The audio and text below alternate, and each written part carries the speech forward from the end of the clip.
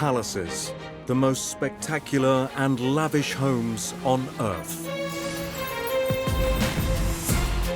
Luxuriously designed for the royals who wanted the biggest and the best. Behind the golden gates of these royal megastructures are incredible stories waiting to be discovered. Infamous monarchs from history, and the artists, designers, and engineers who turned their grand visions into a reality. These are the most opulent, flamboyant, and innovative royal residences around the world. This time, Laxmi Vilas Palace is the largest private dwelling in India. The Indo-Saracenic designed residence was built for the Maharaja of Baroda in 1890 and remains the home of the royal family to this day. Hidden away in this magnificent structure are groundbreaking technical innovations that make Laxmi Vilas one of the world's greatest palaces.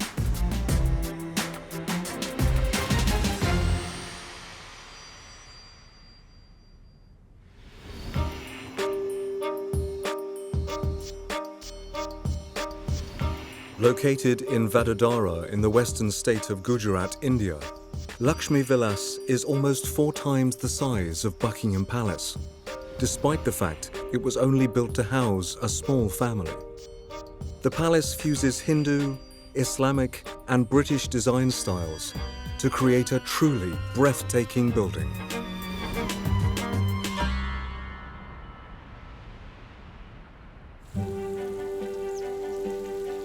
The current Maharaja of Baroda is Samajit Singh Gaekwad, who lives at Laxmi Vilas with his wife, the Maharani Radhika Raje, and their 2 daughters, Princesses Narayani Raje and Padmaja Raje. Maharaja Samajit Singh grew up at Laxmi Vilas, which is now part family home and part tourist attraction. We used to get a lot of people coming in and requesting that they wanted to see the palace. It was my decision in about 95, 96 that I said that we must open the palace up. There are people who actually want to come and see and admire this place. And ever since that, the number of visitors have just increased year on year. The man who commissioned the 19th century palace was Samajit Singh's great-great-grandfather, the Maharaja Sayajirao III. So we are at this place where the first stone for this magnificent palace was laid. And this was when Sayajirao himself was about 17 years old. He was born in 1863 and this stone was laid in 1880. And obviously Sayajirao was very young and he had a lot of people advising him when this palace was built. I can imagine they must have conceived and sort of visualized something quite magnificent at that point in time to create this great palace. I think this was the first porch built, as the foundation stone and the completion stone are both attached to this porch. What we have here is the lion tending to a hare, which symbolizes in our culture the royalty. The lion would be the king, the emperor, and the hare would be the people, the subjects. So he protects them, takes care of them. I think it's a very, very ornate and beautiful porch as an entrance. As well as being aesthetically pleasing, Laxmi Vilas was at the forefront of technical innovation in 19th century British-ruled India. The engineering itself must have been very challenging because every time now we take up jobs to repair and we realize how slow things move and how carefully we've got to do things. So it's just incredible that they could actually put this whole thing together. Included in the design of the palace was a high-tech innovation that was being developed by American inventor Thomas Edison, 8,500 miles away in New Jersey: electricity. Edison's company that he set up to try and bring electrification to the cities was set up in about 1882, and at that point there were just a few parts of Manhattan that were being electrified. So the fact that this palace had electrification was really modern, really quite unusual, and would have been quite ahead of its time. At this time, there was no mains electricity available, so like those other buildings in this period that had electricity, the palace had to have its own generator. Electricity that could then be used for driving all sorts of things, but would have mostly been used for lighting as a safer alternative and a slightly brighter alternative to gas. The electricity also powered the Maharaja's elevators, an extravagant luxury considering the palace is only 3 stories tall. By the 1890s, elevator technology was fairly well established, and they were used to create high-rise buildings in America, but they were virtually unknown in private residences, and Laxmi Vilas Palace is one of the first residential buildings in the world to have an elevator.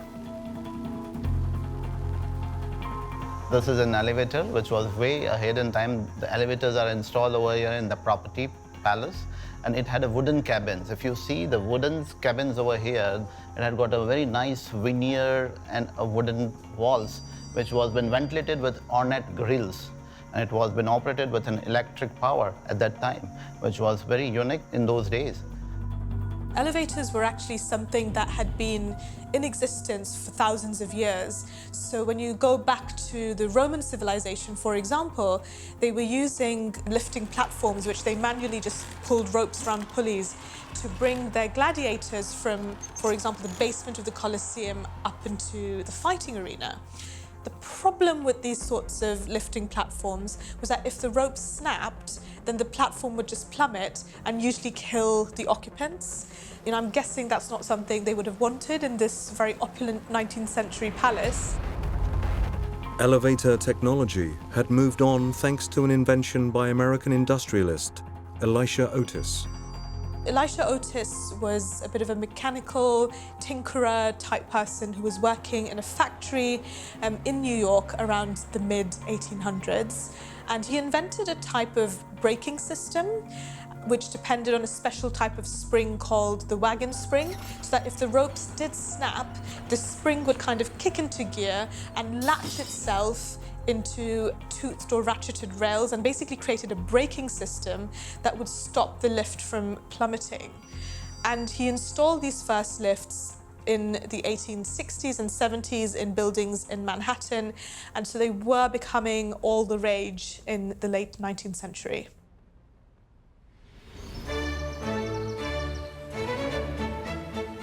When it came to the Maharaja Sayajirao choosing an architect for Laxmi Vilas, he had 2 people in mind: British architects Major Charles Mant and Robert Fellows Chisholm. Chisholm had done a lot of projects in Baroda. Mant had hardly done any projects in Baroda. So the obvious choice was Chisholm to begin the project, but Mant was chosen. What little I know about Sayajirao Maharaj, he would have had a say.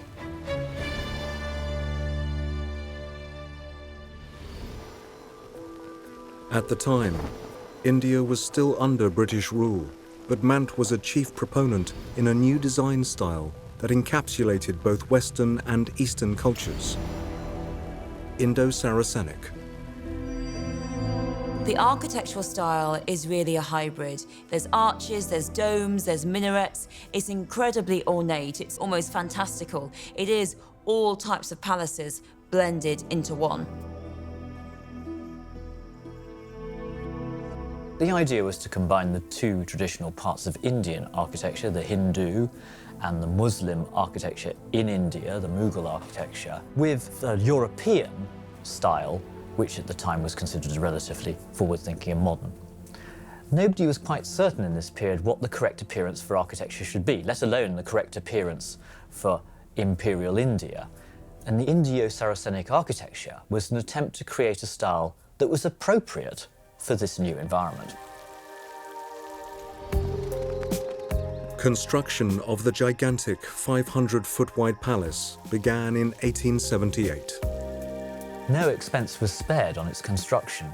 The best materials were sought from throughout the world and brought to the site. Everything had to be brought by ship, and thus took months to arrive, which meant that everything had to be planned even more carefully than a normal building project. And I always wonder, how did they get the logistics in place? And back then, with the kind of roads, the transport, I actually can't still figure out how they managed it. So the whole story of this palace being built, conceptualized, put together, to me is still a mystery in a sense. But in 1881, tragedy befell the British architect who had overseen the initial construction and design of Laxmi Vilas. Major Charles Mant was a massive perfectionist. He was obsessed. And as the palace progressed, he became very concerned that he got his calculations wrong and the palace would fall. It is widely believed that Major Charles Mant became so consumed with fear that he took his own life, leaving the Maharaja's dream in tatters.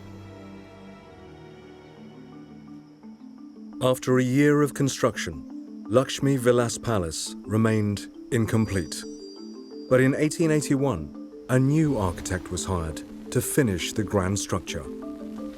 Robert Fellows Chisholm was an engineer by training. This was actually normal in India at the time, where most architects had actually first trained as engineers and were qualified in both. He took over and he said to not have made many changes apart from he introduced iron. Chisholm got in the iron. Before that, the details were all with wood. Wooden beams, wooden joists, everything. And Chisholm convinced the state that iron would be better structurally. In terms of everything. Naturally, right? Strength, maintenance, everything. 12 years after the foundation stone was laid, the Maharaja's new palace was complete. This palace was built and finished by 1890, and this palace is spreaded in almost 500 acres. It's built by a Dangadra stone, which is a sandstone, which is a breathable stone. It's made with an Agra red and a blue trap from Pune, which is in Maharashtra, western side of part of India. Blue trap is considered very strong. It has got a beautiful density, maximum density among all stones which are used over here. So they are used in the plinth level and for the foundations over here. The palace included a clever design trait, a late 19th century version of air conditioning, which was very much needed in the searing heat of an Indian summer. These pipes, if you see, there are the pipes which were used to cool the fenestration part, and they were been sprinkled by water so that the hot air which passes through would be a little cold and would enter into the palace. So it was basically a local mechanism of a desert coolers. This palace was a groundbreaking of the time when it was been built.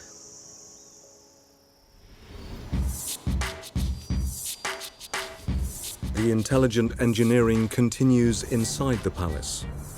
The largest room at Laxmi Vilas is the Durbar Hall. Located on the ground floor, but rising 3 stories high, it covers 5,000 square feet, a little larger than a basketball court. It's a magnificent hall. I think it's the most magnificent hall in the palace, but I think one of the most magnificent in India, if not in the world, because of how beautifully different styles and cultures are merged into this. There's Venetian, there's English, the chandeliers are English, the stained glass is Belgian, the motifs are Indian. So they're angels, as you can see, but they're wearing 9-yard saris, so they're completely Indianized angels. The ornate balconies in the Durbar Hall are made from both sandalwood and rosewood, creating a 2-tone aesthetic. There's just so many elements if you look, and each one, if you break it down to really looking at each piece, there's so much detailing in it, and so much detailing it makes it Indian, which makes it unique, which makes it completely relevant to the hall that it is in. But when you look at it collectively, it's just so overwhelmingly beautiful. The original architect of the palace, Major Charles Mant, had designed the hall with a sloping roof. But his successor, Robert Fellows Chisholm, reworked the plan before the Durbar Hall was completed. For me, as an architect, see what is interesting about it is the fact that it's a flat roof, and such a huge flat roof, and for which they had to have the roof structure. The roof structure is almost 8-9 feet. You needed that depth of beam to span that larger structure. If you go above the false ceiling, there's almost 8 feet of the structure actually spanning this large big room. There are primarily girders and the secondary girders also, which take the load of a flat roof. Those girders transfer the load to adjacent walls, which is 54 feet apart, and the length of the Durbar Hall is 98 feet, which was one of the biggest Durbar Hall in the western and the central part of India at that time, during that time. Now if you see the load of the structure, the slab flat roof structure has been transferred to walls. It has been transferred from the core building arches. These arches are core building arches, which is then again transferred to a column pillars, which are ordinate pillars, and then to a foundation. The symbolism in the Durbar Hall tells the story of how the Gaekwad dynasty came to rule over the former Indian state of Baroda. So that is the family monogram, the coat of arms. You see a rider in the center of it on a horse, and the motto says, Jeen Ghar Jeen Takht, which is the saddle is my home, the saddle is my throne, indicating that the Maharaja and the royal family are always ready, prepared to protect the people. And it all begins with being on the saddle as a warrior. So the Gaekwad dynasty came to be established in about 1730s by Damajirao Gaekwad. And it happened that the Gaekwads were part of the generals in the Peshwa's army. The Peshwas were based in Pune. The Marathas and the Peshwas had this great ambition of conquering and advancing their territories. And they came to Gujarat. And what happened was, once the Peshwa died, all the generals then, wherever they were at that point in time, became rulers of those areas, and they created their dynasties there. And that's how the Gaekwads also in this region started their kingdom. By 1870, the Gaekwad dynasty was in trouble. The Maharaja Khandarao had died without a son, and his unpopular brother, Malharao, took the throne. Within 4 years, Malharao had been deposed after ruling as a tyrant and spending the family fortune. In 1875, Maharaja Khandarao's widow, Jamnabai, went looking for a potential ruler from outside the royal bloodline. She found the future Maharaja, Sayajirao III. His is an incredible story. 3 boys came here with their parents, and each of them was asked a question. And Sayajirao, when asked a question as to why was he brought to Baroda, his answer was that he was brought here to rule Baroda, to become a king and rule Baroda. And that's how the story goes. And he was the one who was selected, picked up, and adopted at the age of 13. He was put under a very testing regime in terms of he had to learn English, he had to learn Gujarati, which was the language here. He had to learn so many other things in terms of the etiquette and whatnot. And he had to learn that in a very short span of time and adapt out here. And he achieved so many things in his life. And that's the reason why the city, the state, and people look up to him as a legend. It's incredible to think that the Maharaja was picked as a young boy and groomed for success and became such a marvelous Maharaja, so far-reaching in his reforms. He was progressive, intelligent, well-traveled, very forward-thinking, much loved by the people, ruled for 63 years. And what's fascinating is that monarchy is based on blood, but this can prove that someone who doesn't have the blood is better than someone who does.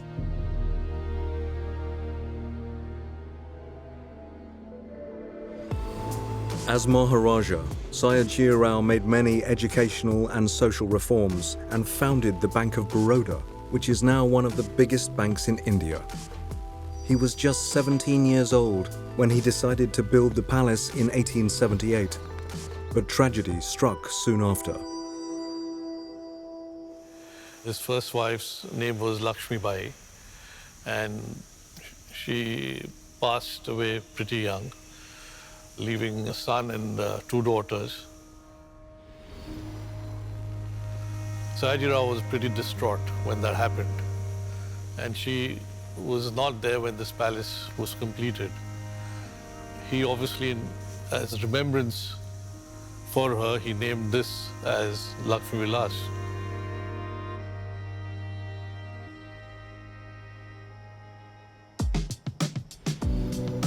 At the rear of Laxmi Vilas Palace in Gujarat, India, is a very special room that is important to all the Gaekwad Maharajas. This is the Gadi Hall, and it's called the Gadi Hall because this is the Gadi. Now this Gadi is very sacred to us. That's the reason when we walk in, we remove our shoes and come in here, is for this very reason. So every time somebody is coronated as a king, sits on this Gadi, and he's coronated on this Gadi. And this, of course, is older than the palace because this has come down from dynasties. So all the members who were coronated as kings have been coronated on this very Gadi. The Gadi literally translates into the throne. So this is the most important symbol of power and authority and the supremacy that Baroda had over other principalities. After Sayajirao's death in February 1939, he was succeeded by his grandson, Maharaja Pratap Singh Rao, Samajit Singh's grandfather. This is my grandfather's coronation in 1939. This is when Sayajirao passed away, and Sayajirao was his grandfather. Now, his father passed away young, so he was not alive when Sayajirao passed away and my grandfather was coronated. And he was brought up by Sayajirao. He must have been, I think, about 30 when he was coronated. Almost 50 years later, in 1988, Samajit Singh's father, Rajit Singh, became Maharaja, taking over from his older brother, Fateh Singh Rao. My father was a trained artist. He loved his art. He painted a lot. There are a lot of paintings. There are just some paintings which have been selected by my mother. They're all paintings depicting different gods. And there's some paintings of the palace. But there are a whole lot of collection upstairs. There are a whole lot of mediums that he's tried with. There are paintings which he's done of my wife Radhika. There's one in our room. There's one which he's made of my sister. There's one which he's made of my mother. After the death of his father in 2012, it was Samajit Singh's turn to sit on the sacred Gadi. It's emotional. Obviously, I missed my dad who had passed away a few months earlier, and the whole attention was on me on that particular day. So it's funny because everybody then starts calling you the Maharaja.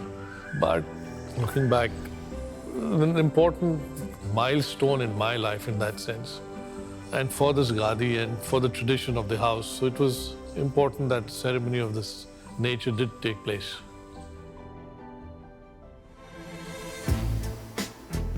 As well as housing the Maharajas of Baroda, Laxmi Vilas Palace has had many famous visitors during its 130-year history.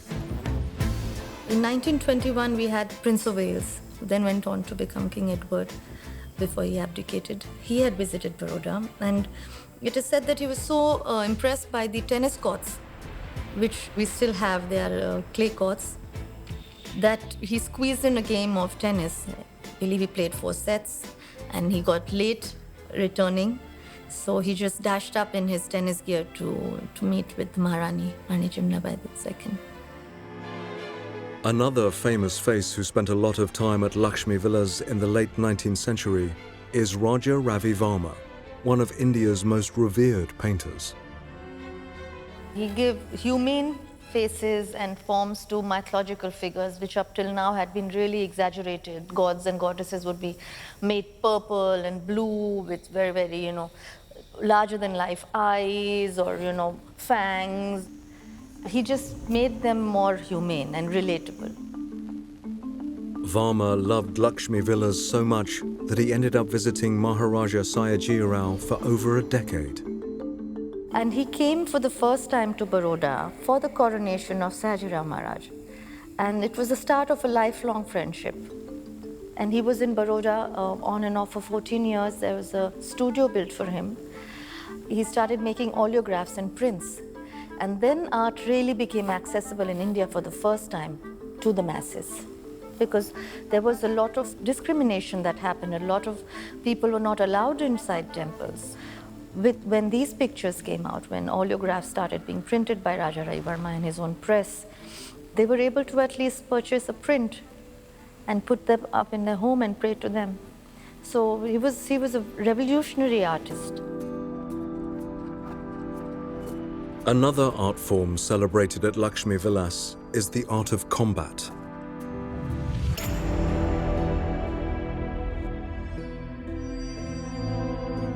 The palace armory contains weaponry used in battle and for ceremonial purposes by the Gaekwads throughout the centuries.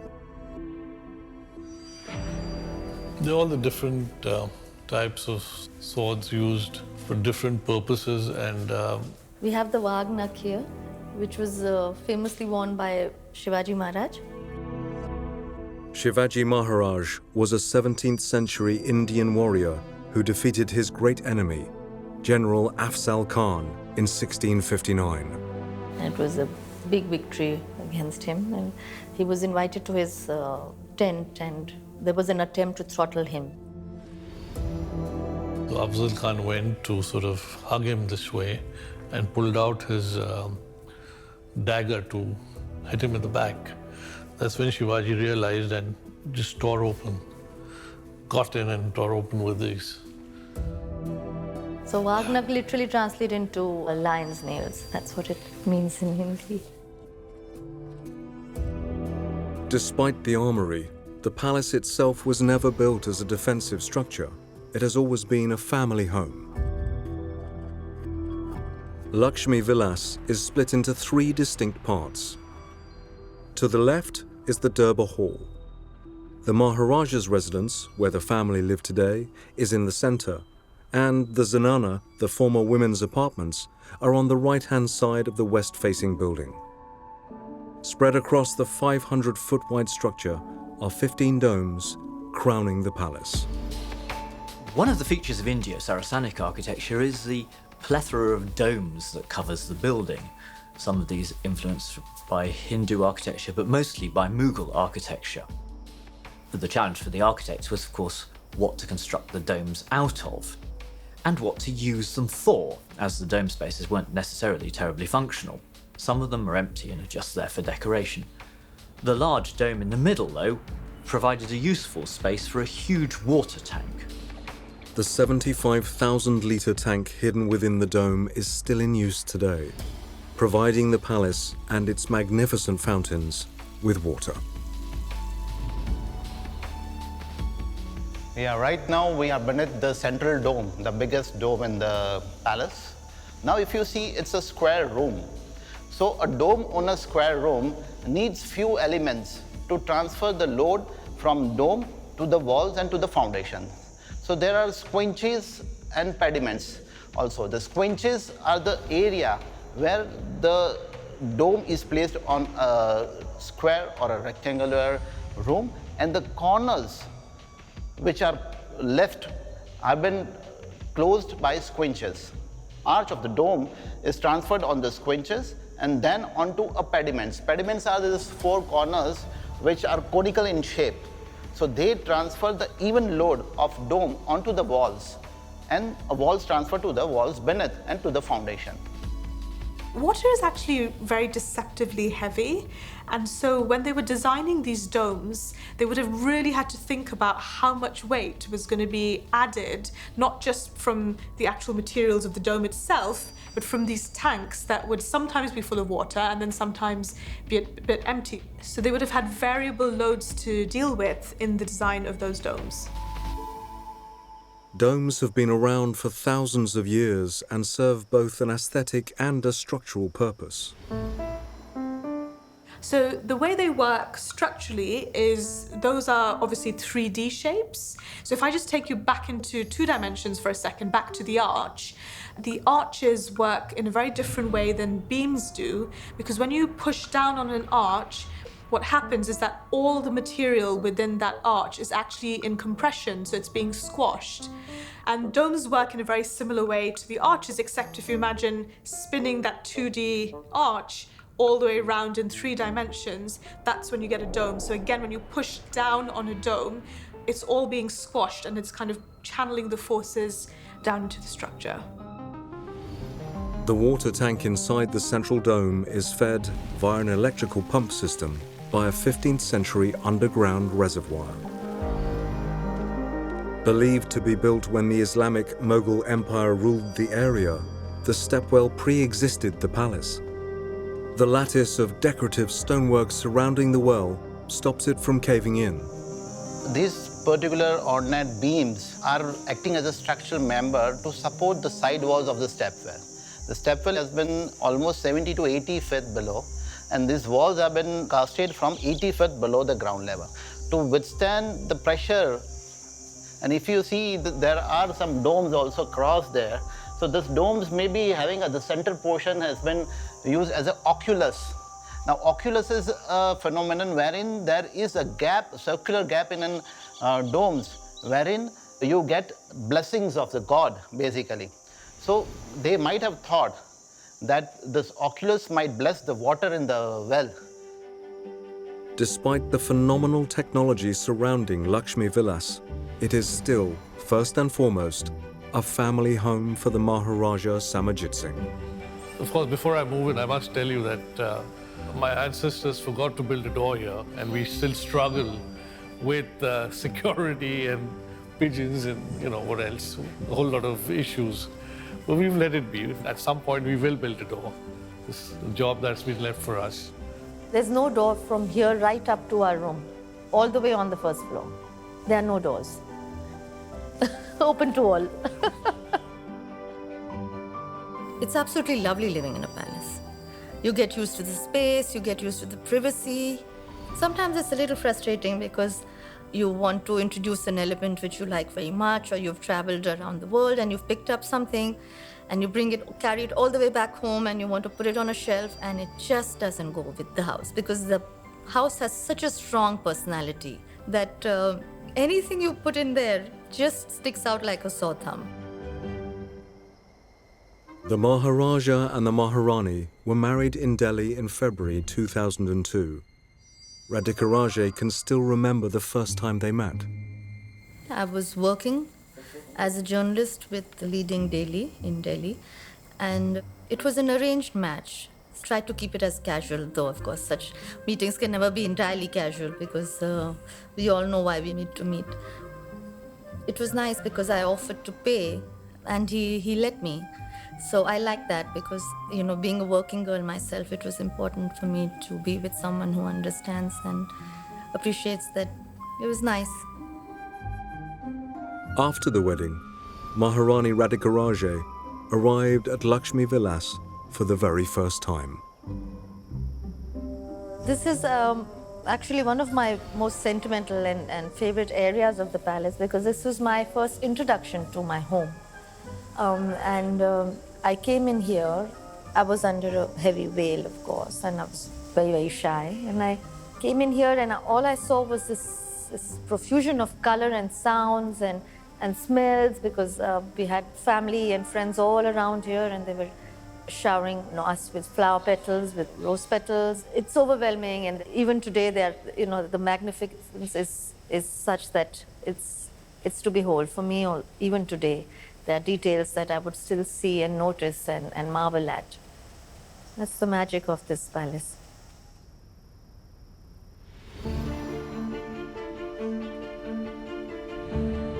There used to be a private zoo on the grounds of Laxmi Vilas Palace, which has since been swallowed up by part of an 18-hole golf course. Although it has long been closed, Maharaja Sayajirao Gaekwad remembers visiting the animals as a child. There was a giraffe, there was a zebra, there were crocodiles. There was a bear that used to sometimes come out. She was a friendly bear, and I think she used to walk across to the palace at times. We as kids, of course, found it fascinating, and we used to, of course, go there every day. For us, I mean, this was just wonderland as growing up as kids. The day-to-day running of the palace has changed a lot since the 1970s, when Maharaja Sayajirao was a child. So the palace was never empty. The palace was always busy, and it had a lot of people in it. For instance, I recall while growing up, there were at least 16 chefs in our kitchen at that point doing different things. And there used to be an Indian kitchen, and there used to be a continental kitchen. So that's the scale of services that were packed into this palace. For us, coming here in the evening was dinner entertainment, because there used to be one person who used to dance out here for us in the evening. There used to be others who used to tell us stories. There would be a third one who would play pranks with the rest of us. I recall there used to be at least 7, 8 table boys coming in lovely white uniforms and serving us, but each one of them a character. And these are the people who brought so much of life and character to this palace. Today, the Maharaja's house staff have shrunk from scores to just one. Although many people have come and gone, the dinner plates have remained the same. We've been eating in these thalis ever since I've been growing up, and these are pretty heavy. These are Indian thalis of completely silver. We've just got spoiled eating in these. We come here every day, and of course it's one of the most important rooms because we get a lovely, delicious food here every day. Laxmi Vilas was built in 1890, and Sayajirao appreciates the history of his palatial home. It's interesting because this now for 130 years, family has lived in this house. Unlike many other palaces which after 50, 60, 70 years have become hotels or other things. But this palace, I think, I'm sure if you brought back all my aunts, sisters back to life, they all will have a story about this palace. I think it's just incredibly a privilege to be living here and to be surrounded by this beauty and this nature. And you have the privilege of calling it home. And yet you must see that the legacy carries on, that you're able to maintain and keep this property the way it deserves to carry the story forward. That is a responsibility one feels as a resident of this house. After growing up here, the Maharaja wants his 2 daughters, Princesses Nari Aniraje and Padmajaraje, to enjoy the vast space in the palace too. There were scooties around and cycles around to go into verandas. We used to get them on the first floor. We used to get them on the second floor. It was great for a kid. So I sometimes tell my daughters, I said, the television is spoiling you, you know. The television makes you sit inside and you're watching this. I said, we had no television, so there was no way you could sit anywhere, and you had to be out all over.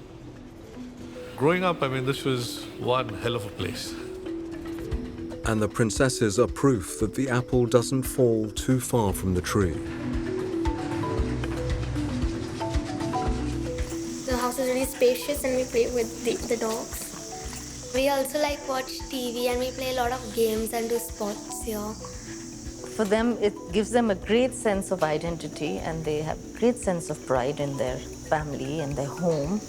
And they are naturally already exposed to this level of art and culture and history by just living in this monument, which is amazing. Also the space. They love the sense of space, you know, the ceilings, the corridors, the expanse. They don't want to go on a holiday anywhere. They just want to be here with their scooties, with their dogs, and it's the perfect place for them. I couldn't imagine living anywhere else than here. Me too. Not many families experience living in such palatial surroundings, and the Maharani Radhika Raje is still blown away by the intricate design touches around her home. It's like a canvas and the artist has been given a free hand. It's literally like there has been no budget allotted, there has been no kind of direction given other than just make it beautiful, you know, give it your best, put all your artistic creativity to it. I think that's the feeling I get when I see it, because it's so ornate and so beautiful, and each side element is different. So it's really been a creative aspect where everything, you know, it's been something they've tried out. It's been a learning experience for them. They've experimented, they've explored, and I think that's what comes across when you see the palace. And as well as being dazzling to look at, the design of Laxmi Vilas is practical too. If you look at the steps that we have, you know, the height of the steps is just perfect. So even my mother-in-law, 74, she has no problems climbing the stairs because they're planned so beautifully. You know, the edges of the stairway, my daughters have never bumped into anything because they're all rounded. So, you know, there was so much attention to detail in those days that things were made to last, were made, you know, with a lot of love and attention. There are even 4 courtyards within the walls of the palace, so the family can enjoy some fresh air without venturing out into the outer grounds. So a feature of this palace is courtyards. So this is one of the 4 courtyards. The others have palm trees. So this one has the fountain. And the courtyards are meant to keep all the verandas cool in summers. We've noticed in summer that this does make a lot of difference, because when there's breeze flowing right through from one side to the other, the corridors get very cool. And the sound of water is so soothing. I like the courtyard. It's got like fountains coming out of water, and it reaches all the way to this height. So when we look down from the terrace, then you can see the water coming up to you.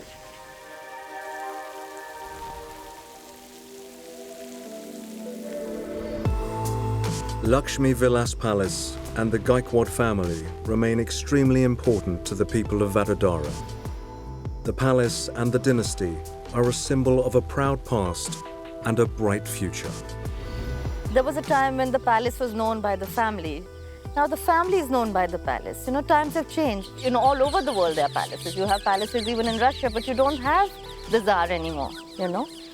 Or in China, but you don't have the emperor anymore. So, you know, when you do have a family and a palace and the two are still entwined, I think it's important to keep them together.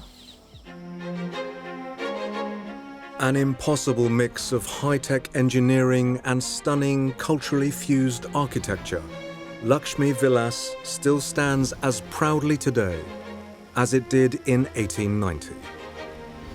Here we are, after several knocks and earthquakes. And about 130 years later. Well, I think the structure has seen a lot of other buildings topple under its own weight. So that says a lot about the engineering and quality of the time. It's taken me 17 years and I'm still discovering more aspects and more beauty. And my daughters now have a better eyesight than me, and they're all, look at that, Mama, look at that curvature, and look at that peacock there. And there is so much to be still discovered because it's so beautifully intertwined.